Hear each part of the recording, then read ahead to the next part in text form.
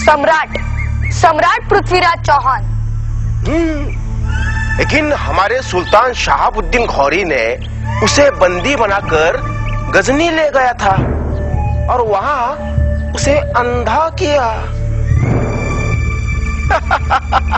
अंधा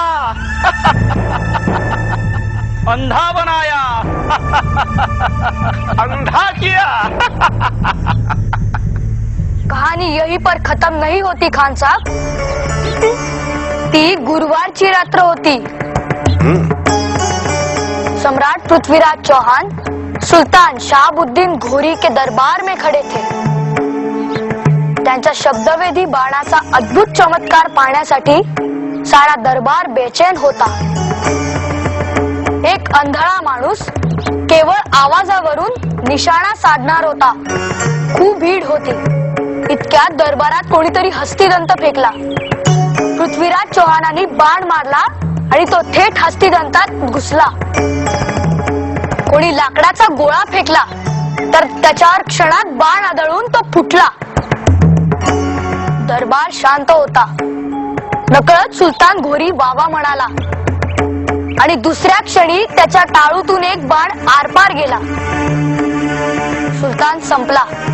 खान साहेब हिंदू राजाला आंधळा केला तरी त्याचा पराक्रम आंधळा झाला नाही।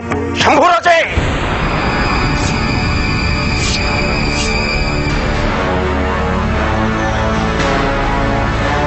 दिलेर खान, आप आराम फरमाइए।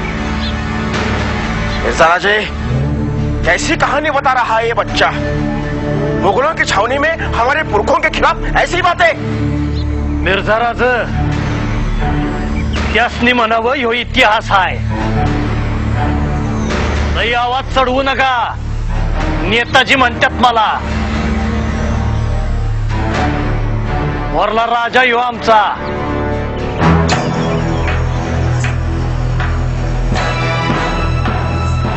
नेताजीराव, दहामुळं राजा असला तरी मिर्झा राज, वाघ तो वाघच। जंगलात बी वाघच आणि पिंजऱ्यात अडकला तरी बी वाघच। हाँ, फिर भी एक गोष्ट सांगू का राजाजी? माणसं हत्ती घोडा आणि ऊठ विकत घेत्यात, पर वाघ कोणी फुकट देतो म्हटलं तरी घेत नसतो। तुम्ही तो घेतलाय नव? मग आता पाळून दावा।